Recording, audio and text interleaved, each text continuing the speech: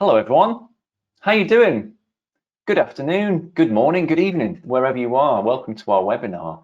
Welcome to this special webinar. It's the very first in the Game Changer Series from the Digital Marketing Institute.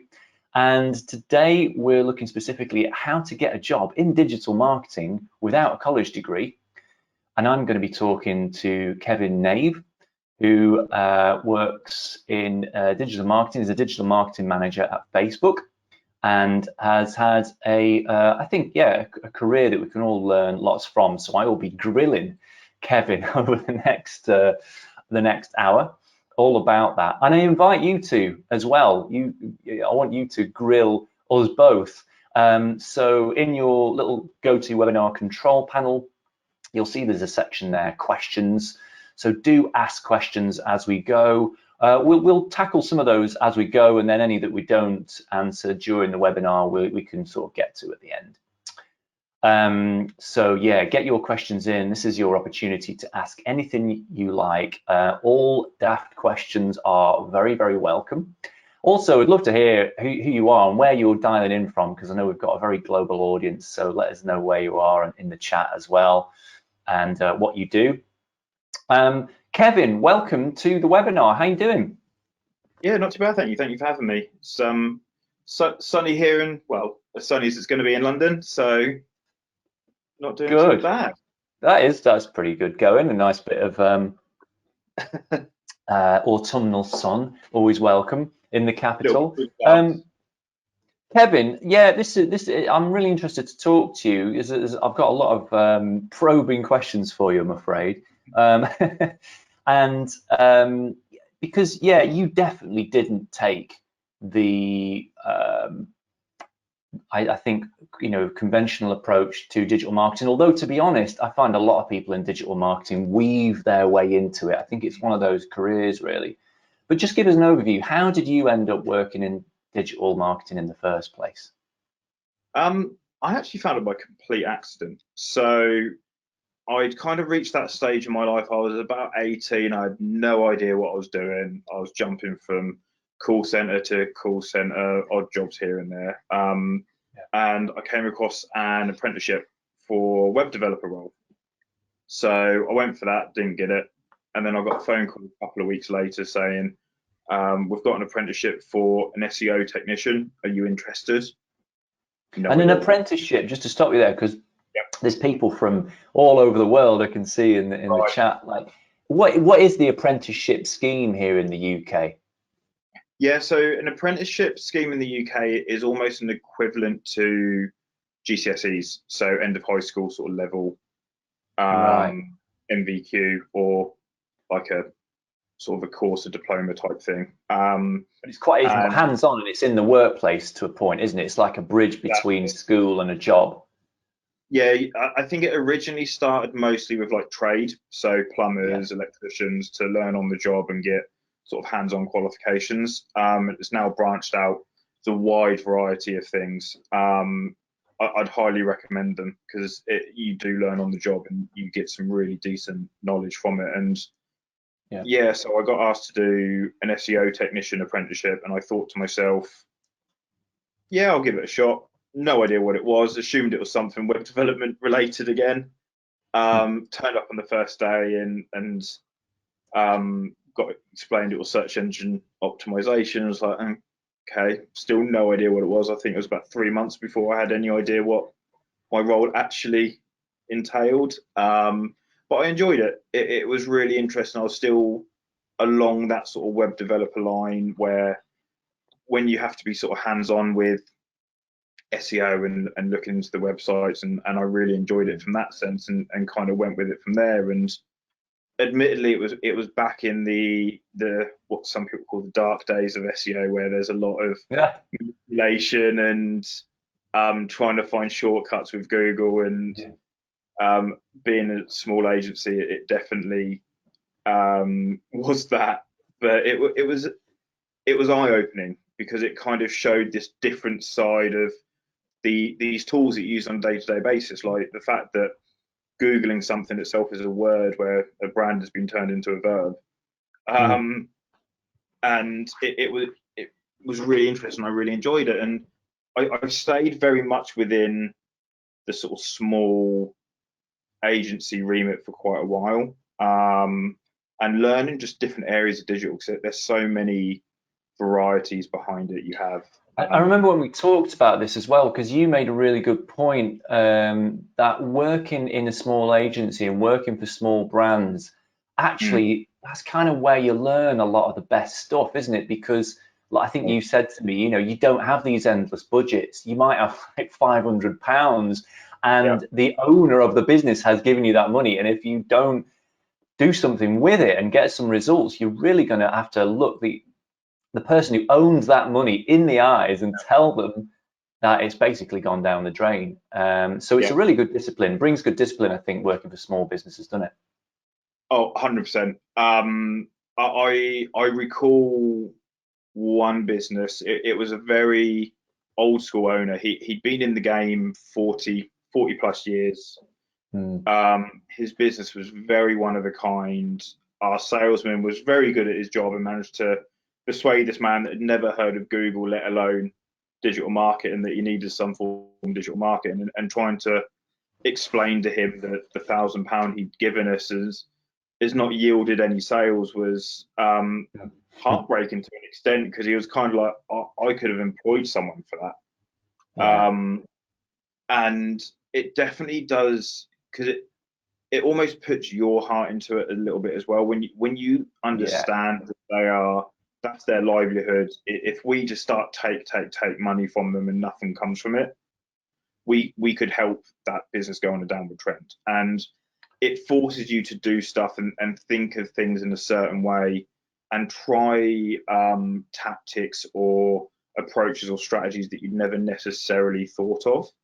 And yeah. You have some to be a bit more of a kind of growth hacker, don't you? You have to really kind of go look to the edges of convention and find really sometimes quite hacky, mm, unusual, or innovative ways of doing things, rather than, oh, they've got £1 million to spend on digital, just hand it over to a media agency and we'll wait for the spreadsheet of results in a couple of months.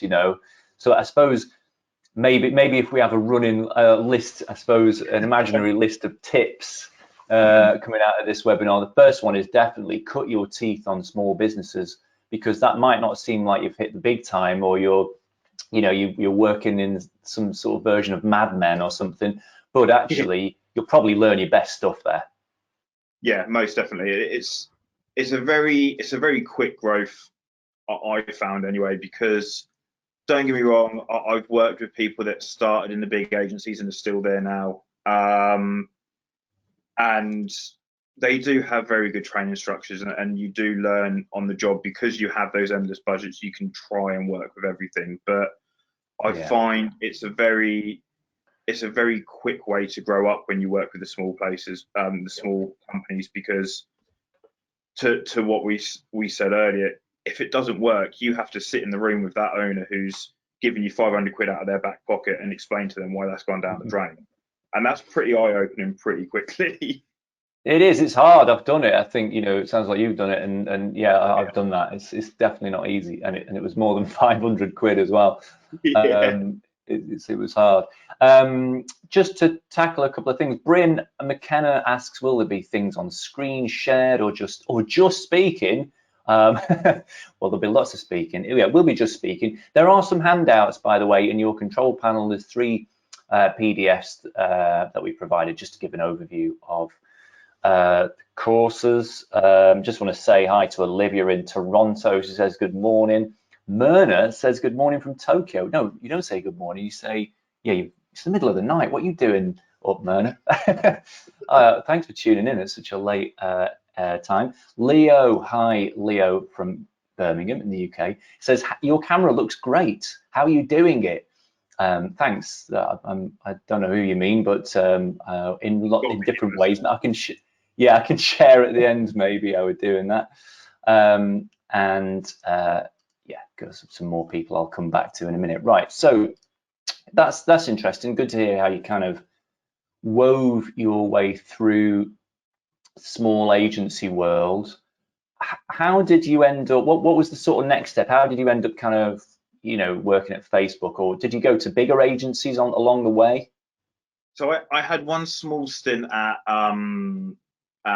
Digitas. I'm trying to think what they are. They're called Digitas now, but they were Big Mouth Media back in the day, and Yeah. that was a pretty interesting move. I was only there for about 6 to 8 months, and that was just commuting at the wrong time when you're still young. Not a very easy thing to do, but um, I definitely enjoyed the big agency lifestyle where it's Yeah. you have a big team around you, you're learning, you're absorbing so much from all of the knowledge around you, which is always nice as well, because one of the big things in digital is it changes so much.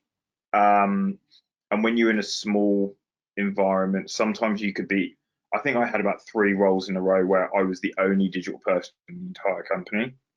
Wow. So that was quite difficult because you find that you have to really stay on top of changing trends. So you find like most of your spare moments are on reading blogs or watching videos.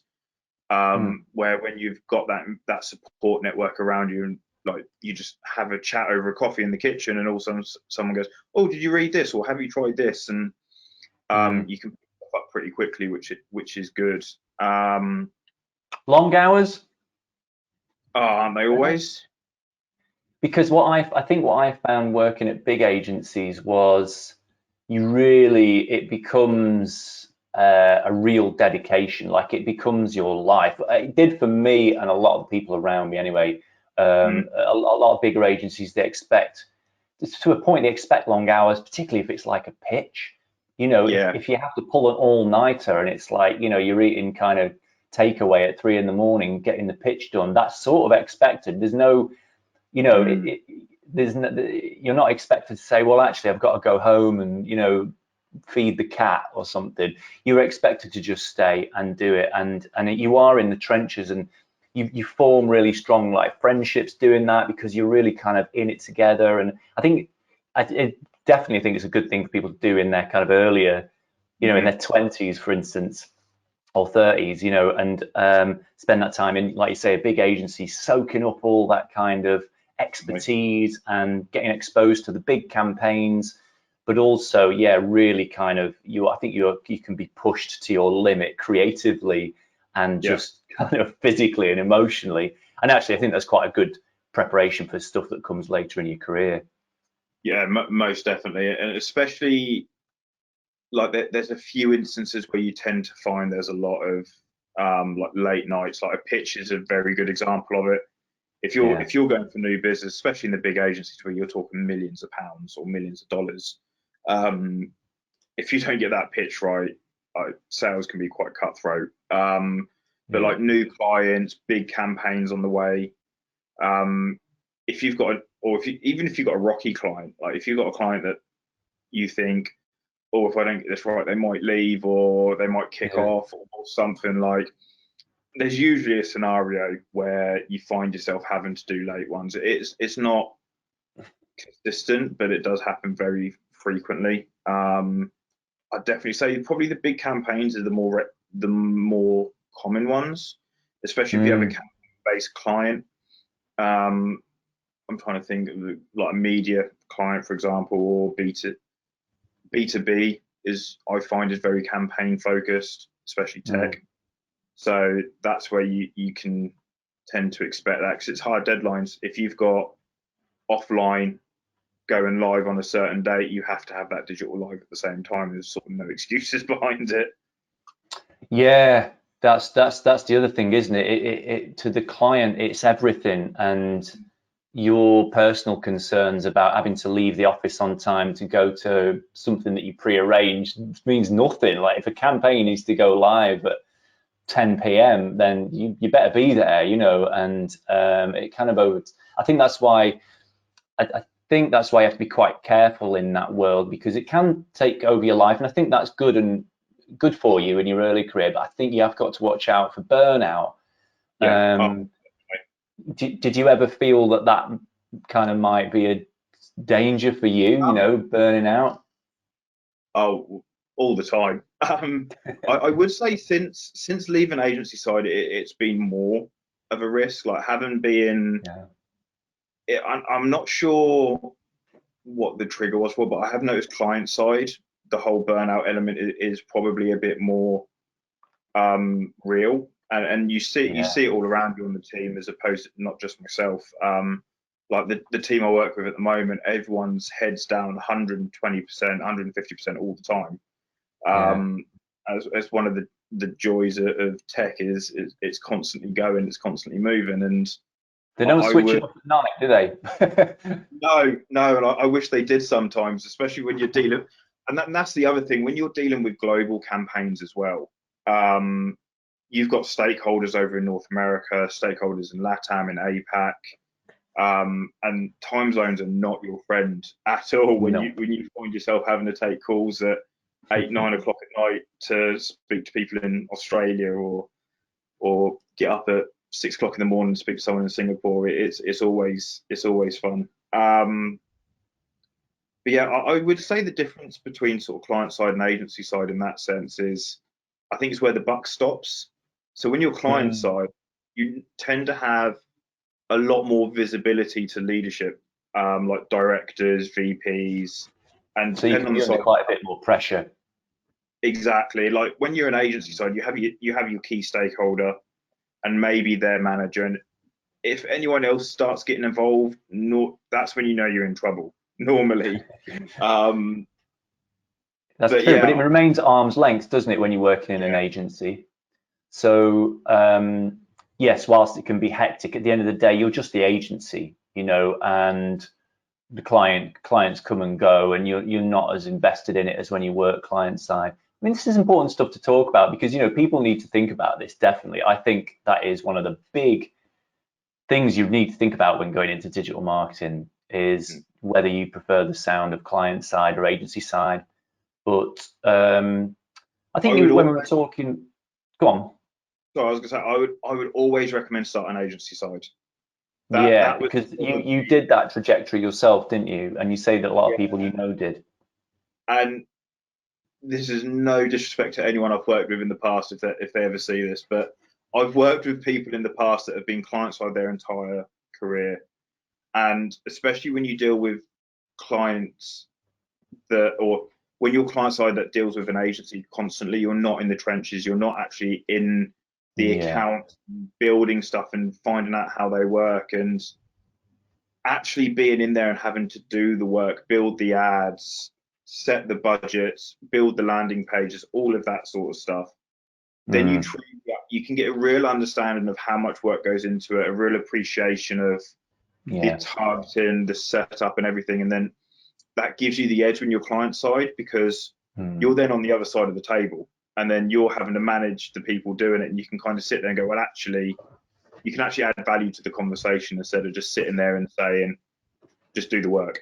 Just here's the brief, go do it. yeah. No, that makes sense. If you've come from agency side, you understand their predicament. You're probably a bit easier to work with, I would hope. Yeah. As a Well, client who's been agency side, you get it. You understand the pressure that they're under, and you probably, I would hope, you're better at getting the best out of the agency ultimately. No, that's interesting. I'm going to take some questions. Let's dig into some of these questions, and between us, we'll try and answer them. Merich, I hope I said your name right. Merich Koru has asked, how likely do you think an international candidate, highly qualified, highly competent, how hard would it be to get a job in the UK in SEO? He's specifically talking about that. Do you think there's a barrier to people who aren't? I don't think so. I think we have a very international. I I've worked with a lot of international, like especially around London. Mm, It's very multicultural. You have people from all over the place. Like my team alone, we're from pretty all over. So I'm just thinking of the agencies we work with, the the amount of countries we're from between us yeah, is I, outrageous. I would I say agree. it come down to experience. A lot of it is Yeah. always going to come down to the experience that you've got on the CV. It's true. Experience and yeah, obviously how you come across when you get into have a get a coffee with someone or get into an interview or something like that. There's a running theme. There are other people who've asked that. I see. Uh, I think your name is Hewa. Sorry if I pronounced that wrong. From Sri Lanka, joining us from Sri Lanka today. Yeah, asking very similar thing. I mean, my advice. This is from someone who moved from the very rural part of England to London in search of gold when I was very young. Just go to where you want to go. Don't agonize over it. If you want to live in New York, you want to live in London, I would just get a plane ticket, go there, and just start knocking on doors. That's what I would do personally, because that's what I did, and it ultimately worked. Yeah, I want to just add to that as well. Like, I'm from Suffolk, so I'm from redneck England, and Yeah. it's a similar thing. Like I noticed marketing tends to be very centralized. Like Mm, you outside of the big cities, so you have like Dubai and Singapore and other areas, Sydney, New York, LA, mm, Chicago. And then you have like smaller digital agencies and companies scattered all over the place. And it really depends on where you want to go. If you want to take that route of going down the small agencies, and not a small rural agency could work, but if you want to go with the big companies and the big agencies, the cities tend to go. And most big network agencies are in pretty much all the cities in the world. There's some pretty yeah. big coverage, so you should be pretty safe.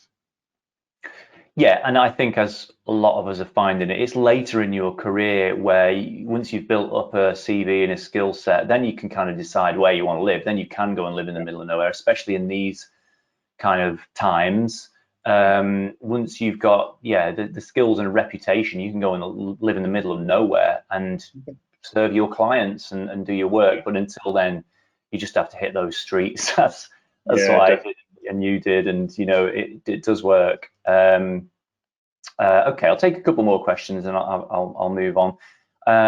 Basilia asks, is it possible, she's talking about when I was talking about burnout and things like that. She said, is it possible to find a balance and basically have a 9 to 5 job in marketing? Like, do they exist, or is everyone just, in the rat race, as it were?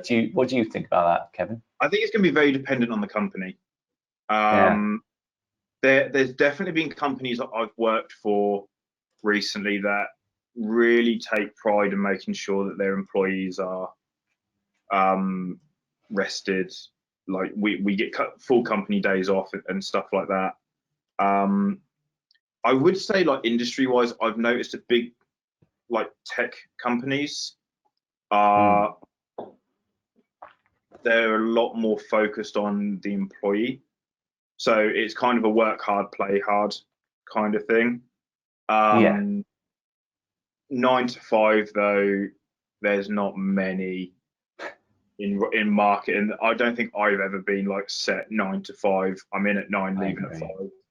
But Yeah, I on the think if flip that's your side, expectation, it's going to be difficult. yeah, definitely. And like on the flip side, flexible working is a big thing within the industry. Like because I have a few hours commute each way every day. I kind of come in the office. I get in about 9:30, 10.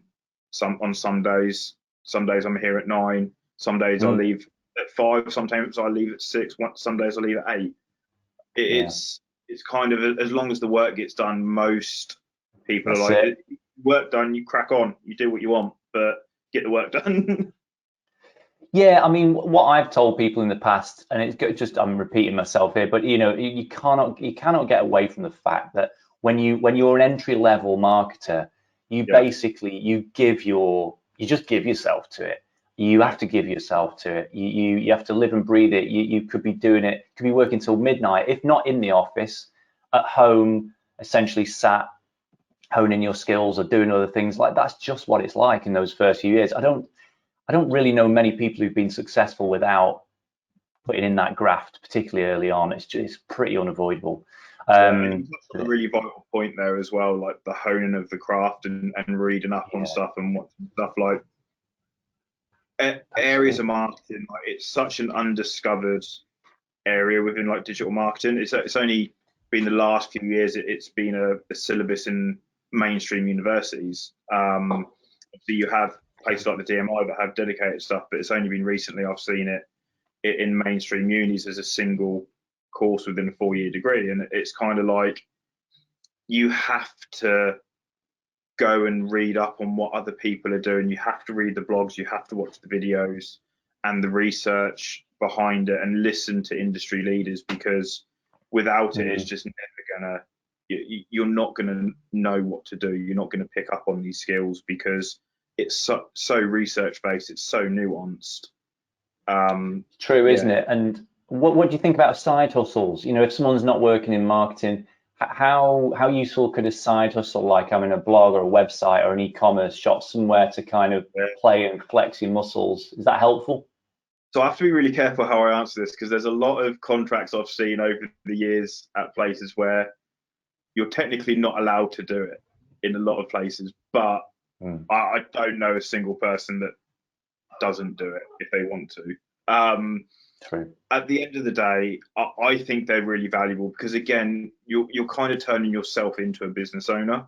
When you do freelance stuff, you're in some extent self-employed, so you become more vested in it. You have more of an interest in it, and you then work harder for it and you learn more from it. And I think that was kind of what I was touching on earlier with the small business element, is when your heart's in it a bit more and you've got more of a vested interest into it, you do more for it. I think a side hustle is just as a good example of it, because you're trying to make more money for yourself, right? Because let's face it, entry level in marketing, especially in London, isn't the greatest paid of the roles out there. But at the same time, you have that side hustle, you do an e-commerce shop. If you're thinking of the money that's coming in from it, you're going to do as much as you can and push that more and think a bit out of the box to try and drive that revenue up. I agree. I mean, I would personally definitely advise people to take up a side hustle, because it doesn't have to be a fully fledged business empire. It can just be a blog. It can be anything that gets you acquainted with the tools of our day, gets you acquainted with just basic, like remarketing or basic marketing automation, basic CRM, audience building tactics. Those are the kind of things that those, older, less in touch CEOs and heads of marketing, that's what they want to bring into a business. People who are actually on the ground using the latest stuff. And even if you've not got actual experience on your CV, but you've got a side hustle where you've proven some results by using, the latest automation tools, the latest audience building tactics, that's priceless. I mean, that makes you, I think, very hireable.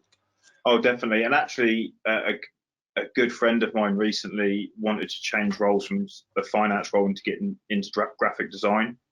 He had a side hustle where he was just doing small little design jobs on the site, like the sites where you just post for a single project, was it Fiverr, Freelancer, those sort of things. He was doing little logos here and there, but he was building that portfolio up. And I think he's actually now agency side full time. He's got the design role that he wants, and it's a very good example where if you can build that portfolio of work and examples and case studies. But I know whenever I've done hiring, I've always asked for case studies and examples of work. And I think if you can show something like, oh, I created this from absolute scratch, and now I'm bringing in, I've got an extra couple of grand a month in my income from it. There you go. There's a story right there, isn't it? Absolutely. Yeah. I think some people are a bit cautious about it because they think, it maybe doesn't look good, but I think that's quite an out of date mentality. You're right. I mean, in contracts there are things about that, but hey, what's the worst that can happen? You get a great job, you have to give up your side hustle. You know what I mean? Yeah, exactly. Cool. That's totally fine. Because Diana asked here in the questions, and this is I hear this gripe all the time. I don't know if we've got an answer to this, but I'll say a question anyway. She says, how do you get an entry-level job when they're asking for 2 to 5 years experience? And I hear that a lot.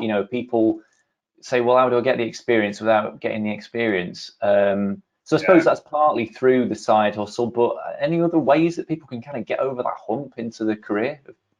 Yeah, it's a difficult one, and one I've definitely faced myself. And what I would say as well is when companies put that, sometimes just ignore it and apply anyway. Because Yeah, agreed. yeah, I've applied for roles where they've turned around on their, and I'm not going to name the company that have placed it because it's on nearly all of their ads. They asked for an MBA in pretty much every role they ask for, including entry level roles. They'll say like 0 to 1 years experience, MBA required, which I think is Okay. absolutely outrageous. And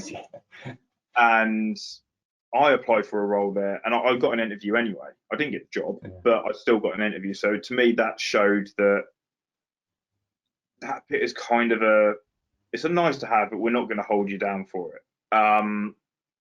One of the things I actually did with my entrance into digital, I was kind of lucky because I took that apprenticeship route. So I kind of got the qualification whilst getting the work experience at the same time. It was kind of a one-on-one, but actually when I took the certificate through the DMI, that was kind of I had a bit of experience, but I needed to prove that actually the experience was worth knowing.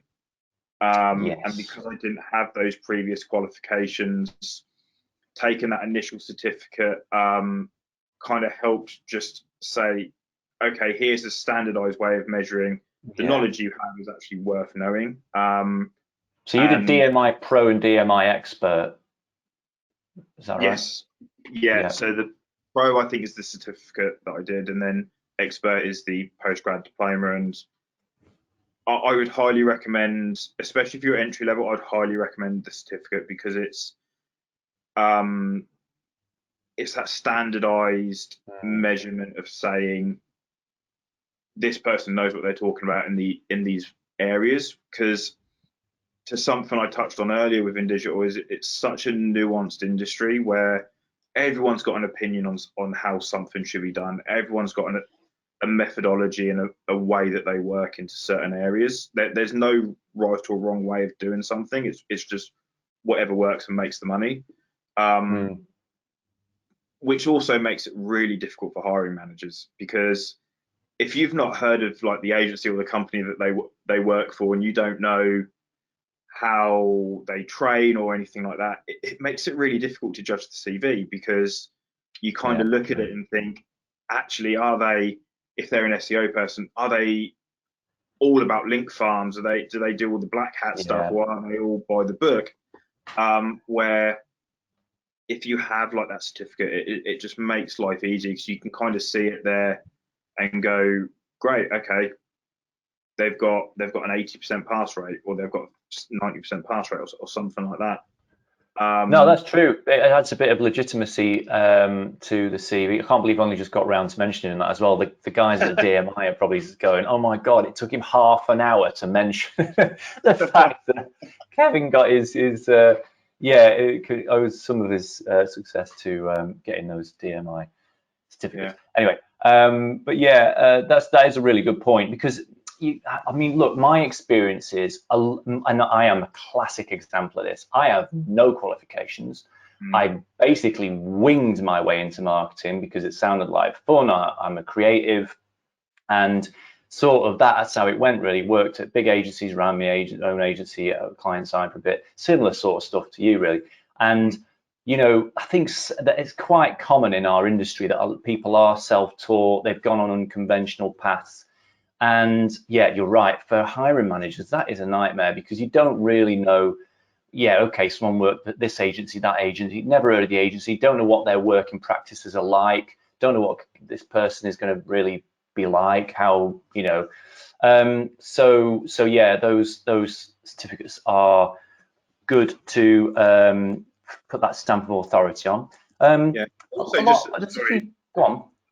Just one other bit on that as well is, there is a ton of free events. Like, obviously at the moment events are few and far between, like in-person ones, but there's a lot of free events that you have out there that you can go learn. Like, there's seminars, there's people on stands. Admittedly, most of the people on stands are going to be salespeople, but get out there, network as well. And there's there's a lot of places, and I know universities and all sorts will say this a lot, but it's actually pretty key in this industry is going out and talking to people, go to all of the events, go to all the seminars, go to all the networking events, and just meet people. And that's a really good way of getting your name out there. I actually went to an event a few years ago, and someone gave me a business card that was looking for a job, and instead of a CV, and it was probably one of the most impressive things I'd seen. It was just a very simple business card, name, contact details, looking for work, and then a website at the top. And on that website was their entire CV, what they're looking to do, their dreams, their ambitions, the whole lot. And I loved it. I didn't have a job for him, but I'd recommended him to people that I knew. And like I'd gone to agencies that I knew always hired and said, you need to check this person out. I reckon they'll do the job. But I think that as well, I mean, it might be going off left field a bit here, but I think what that kind of suggested to you was that person had a good work ethic and quite a bit of tenacity. And I think in this industry, I know it's such a cheesy thing to say, because it's like that poster that you sometimes see in workspaces, like work hard, be nice to people. But literally, if you just do those two things, that is your key to success in any industry, is having a good work ethic. Because particularly I think in marketing, there can be a perception that there are people who are just kind of winging it or coasting or just in it because they don't know what else to do, or it sounded easy or something like that. None of those things are true. But I mean, ultimately, when you're a hiring manager, you want people who are going to work hard. You want people who are going to be nice to work with. You want people who are going to be, and then all the other things like be creative and innovative and what have you. But I think showing your work ethic, it's a traditional thing to say, but it counts for a hell of a lot, I think. Oh, definitely. Right, I've got some more questions for you, and I'm aware I've run out of time. I've got about 10 minutes before I'm going to go to full-on Q&A. So get your questions in. I am going to try and get to every single question before the hour is up. So I'll start doing that in about 10 minutes. Right, okay, Kevin. What is the hardest thing about working in digital? Oh, well. What do we need to be aware of, like to let these people know about? I'd probably say the hardest thing. Do you know what? Goal setting is actually one of the most difficult areas I find of the roles on a day-to-day, because whether you're client side or agency side, you have targets, you have goals to hit, right? But it's knowing what is reasonable. Because 9 times out of 10, I find in marketing, you're setting your own goals, which is a great situation to be in, but it's also a terrible one, because you have to set those goals, and you have to, especially when you're client side, you have to go to leadership within there and say, this is what we're going to push for this year. And it's knowing what is reasonable, because at the same time, you're trying to judge how to push yourselves as well. Because you never just go, right, this is what we did last year, this is what we're going to do this year, because no leader in their right mind is going to accept that. So you have to think, how can you reasonably push the team? What can you reasonably achieve? But then at the same time, help the business with their sort of revenue goals. And that's definitely, I've never met a business yet that has its goals in place by Q1 of the year. I don't think I've ever met a single business that's January is like, right, this is the goals, this is what we're going to do. But at the same time, you could work on your goals for the following year over an entire year, and I don't think you still would, because you're always going to have that back and forth of what's reasonable, what's good, how do you work it out, what metrics do you use? And actually, as I'm talking, I've actually thought of an even bigger challenge that you have within digital, and that's brand awareness. Brand, because there's numerous parts of it. Is one, how do you prove the success of branding? Like, we all know we need to do it, but it's when, again, you have to go to sort of leadership and the budget holders and everything, whether you're agency side or client side. if you're asking for, I don't know, say you're a big company and you go, I want $1 million just on branding, the first question you're going to get is, great, how much money is that going to bring in? Yeah. And if anyone out there has ever been able to say with a matter of fact, well, the revenue calculation is going to be this, we spend $1 million on branding, we get you this in return, they're going to be a millionaire, because there's ways to do it, but nothing's ever 100% set in stone, because it's just it's a black box in that sense. And yeah, they're definitely the two most difficult areas, I would say. Yeah, I'd agree with that. Pretty good shout there. It is hard to. I think sometimes it's hard to just at a more base level just prove the value of marketing, prove the value of what you're doing. If it's not clicks and conversions, the more further up the funnel it is hard. It remains a challenge, and people ask me those sort of questions regularly, and there isn't one answer.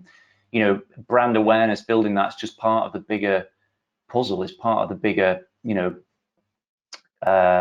work of creating a brand that has loyal customers. But in big agencies, they have ways. They do the kind of market research stuff and measuring net promoter scores and consideration and all this kind of stuff, don't they? Yeah, definitely. And actually, in a previous role, we used to use something called econometrics. Yeah. Utilized a lot of that stuff, and I would say that's been the closest so far to a reasonable way of judging brand value, because especially when like that company used to run a lot of offline advertising, like big billboards out of home, Yeah. radio, press, a lot, and that was really the only way you could do it. And I would say it's still it's not a science. I would say it's more magic than anything. I wouldn't agree. Yeah, it's always an estimation at the end of the day, isn't it? exactly. I would definitely say econometrics is the closest I've come across to a reasonable way of doing it, but it's having the time and resource to be able to put it all together. I'd definitely say for that. Yes. Okay. Actually, before I go to the questions, I had one more question for you about your experience doing the DMI courses. Mm-hmm. Um, the assignments, were they hard? Were they challenging? And as a sort of second part of that question, what did they push you to think more deeply about? Like, how did they push you forward as a marketer, those assignments? Yeah, so I've got. I don't know if this is going to go down well with the DMI, but I'm definitely not a model student in any way, shape, or form. For the certificate, I sat on it for about 3 or 4 months and didn't do a thing, and then I thought I've got to do something with this now. I booked my exam and I just crammed in every single seminar and lecture within like a week before I was due to go to do it. The expert, the postgrad diploma was pretty similar, actually, if I'm honest. Look, You have everyone's the same. exactly. No one starts doing it straight away. Everyone leaves it a bit.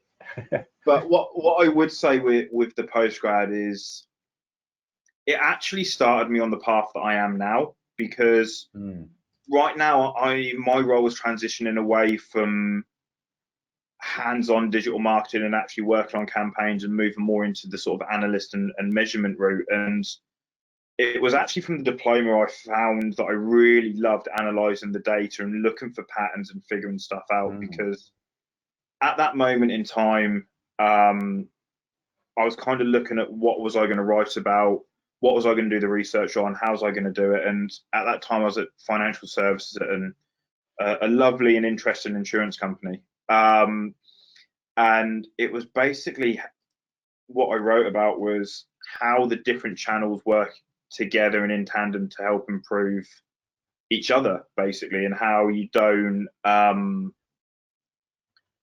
can't keep looking at a single channel in tandem and expecting to see results from one channel, where like Facebook ads would be very awareness and top of funnel focus, where you have remarketing or Google search that's very bottom of funnel. And looking at the data and pulling the numbers together, doing all the research, and I absolutely loved it. The writing, not so much. I was definitely not very good at the whole 5,000 words. And as most students that have ever had to do it have probably found, putting a but and instead of using apostrophes, using the full terminology and all that. Yeah. But it's definitely led me on a path of thinking in a different way in my career moving forward. Because Okay.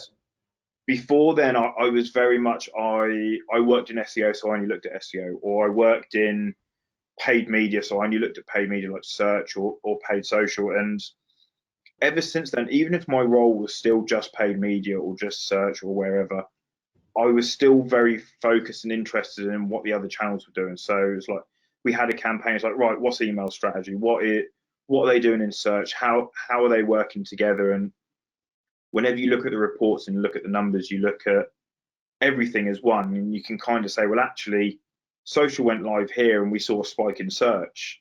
So how have they paired together? And it made me think of it in a different way. And That's interesting. That's interesting. yeah, You thought about your marketing in a more kind of integrated way. Became more yeah, interested in the data and how those different kind of data sets can be kind of cross-referenced with each other to create a narrative of what really happened during the campaign, that kind of thing. It's most interesting. definitely.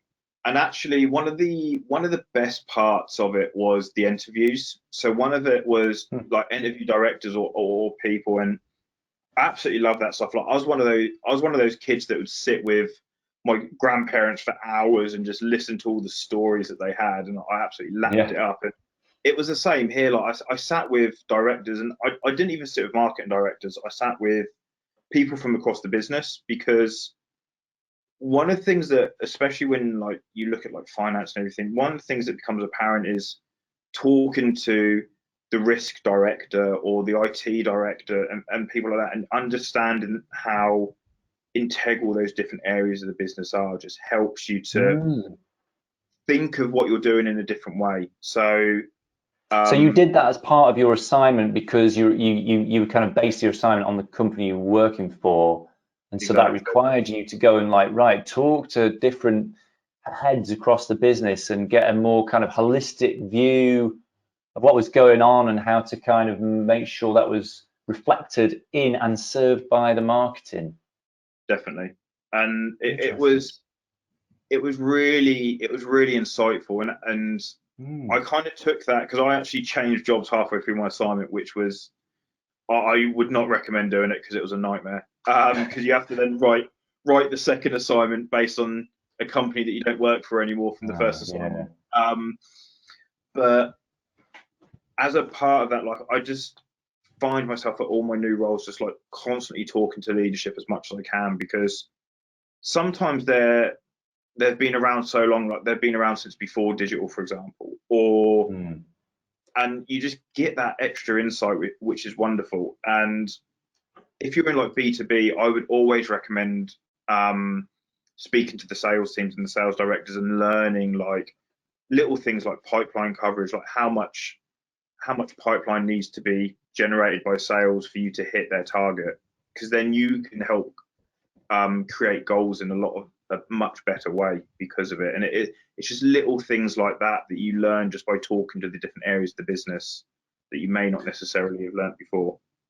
Cool. That's good. That's another good big tip, isn't it? Just yeah, when you get into marketing for a business, kind of integrate yourself, get to know Yeah, other people, around the business. Don't get siloed in marketing. All too common mistake. We've yeah, seen that definitely. lots. Okay, cool. Right. Okay. Now, we'll try and tackle these in a fairly quick fire way because quite a lot of questions have built up. So Oh wow. let's see. Yeah, let's see how we get on. Oh, is interesting. Satish from India. Hi, Satish. Says, I'm into sales for 10 years. I want to move to digital marketing. What can I expect what can I expect from this change in my career going from sales to marketing? What would you say about that? Um, Stereotypically, and it's something you hear about quite a lot. There's a big divide between the sales and marketing teams. There's always Yeah. one side of the fence, like football fans, right? Yeah. But they're more similar than you'd think. in the way that you work and the way that you are, there is a lot of transferable skills. I think the big bit of advice I would say as well is a lot of your sort of sales training and the way that you think doesn't always necessarily translate into marketing, because sometimes sales can be very clear cut depending on what industry you come from. Where marketing, sometimes what seems clear cut and straightforward is actually not always the best way to go about it. Sometimes it's the way that you don't think of, or you don't think is the right way works. But I would definitely say there is a lot of transferable skills, and expect to feel very comfortable. I would probably say, because there's going to be a lot that you can take from your sales career and use there. I agree, and don't see sales as the enemy. You know, you should work together. CRM, marketing automation, like all these things are actually sales and marketing working together in the pipeline, in the funnel. You know, so the more you work together, the better. It's also a really good point as well. Like, you are both going for the same goal. At the end of the day, marketing are driving leads for sales, and sales are closing the leads, and also sales are driving their own leads. So it is very much a hand-in-hand process. Absolutely, yeah. Eve asks, can a side hustle help securing a junior role? Yeah, we chatted about that earlier, Eve, and yes, absolutely. Yeah, I mean, this is a good question. Kat asks, how do you get experience with CRM programs without having a job in marketing? And I suppose the wider point there is, like, how do you train yourself in these kind of very kind of tool specific skills without actually working in marketing? Again, I think for me that comes back to have a side hustle. And you know what? All but the most expensive tools in the world have free trials. Like, you can sign up for a free trial of pretty much anything, like HubSpot, Salesforce, take your pick, MailChimp, whatever it is, and just play around with it. And but that's always going to be easier if you have your own project, something like a side project. And if that's just a blog, that's totally fine. Yeah, and I've been lucky. I've been able to learn Marketer and Salesforce and stuff like that on the job. I would just add as well, YouTube. A lot of these big companies will have like their own like academy programs.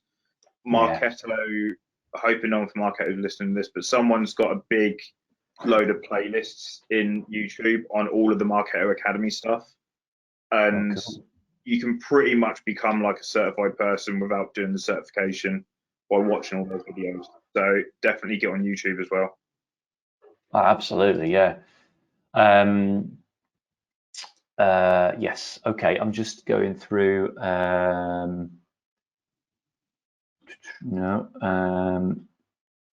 It's funny, a lot of people are asking about that, versions of that same question about, how to get experience. But Shane asks, and Shane, I think you mentioned earlier, aren't you? You're in Oz, and it's gone past midnight for you, so good work there.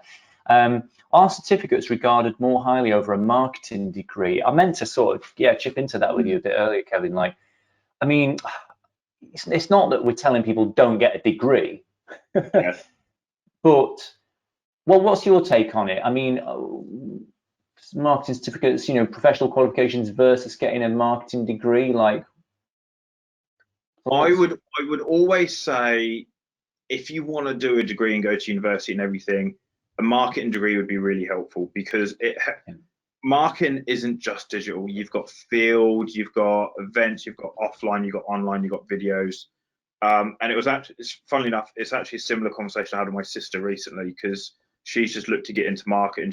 She didn't realize how many areas of it there actually was. And the market could help you understand the area that is best for you. And to touch on another question as well at the same time as answering this one that Eve put, where she asked about boosting the employability. And I was already in digital when I did my qualifications with the DMI, and I definitely noticed after I did the certificate that I was being considered for more interviews, and it made getting contacts back a lot easier. Don't get me wrong, it was still a hard slog to get the next job, but before I did the certificate, I'd been looking for probably about 3 years to try and get back in to the city and get into those big client side roles. And after I did the certificate, I think I did the certificate in the December, and by the June, I had my first client side role at a tech company, and it definitely helped. Like I can't prove it for certain, but I think it's just very convenient that I updated my CV in the December when I applied for the job, and by the June I'd got it. So yeah, I would say if you don't know what you want to do in marketing, and you want to go to university, a marketing degree would be helpful because it will help you understand the different areas. If you're already in digital and you want to stay in digital and that is what you want to do, I would highly recommend going down the sort of certificate and postgrad diploma route. Yeah, I agree with that. Yeah, that's good, sound advice. Tahir is he's in India, and he's asking a version of a question that's come up a few times. That he's in digital marketing, he knows what he's doing, but he's looking for remote jobs outside of India. So he might be looking for jobs in Europe or the US, and just from your perspective, from the company you're working in and what have you, are you seeing a lot of hiring purely remotely at the moment, or are people ultimately expected to turn up? Like the remote thing is, like, you were definitely seeing it happen a lot more, and it is becoming more widely accepted, especially under like corporate and stuff. Internationally remote, I'm seeing less of it's, and I think there's a lot of rules and regs involved within that not a lot of companies are willing to go into. But again, like if there's big global companies, normally they have offices all over the world anyway. So, but yeah, remote is definitely an upward trend, right? Like it has to be with COVID. And I've got friends that are in very strict corporate roles where before COVID hit, it was 9 to 5 in the office or not at all kind of thing. And they're now working from home pretty much full time, if not only going to the office a couple of days. So remote's definitely possible. Oh, are you on mute, Will? I think.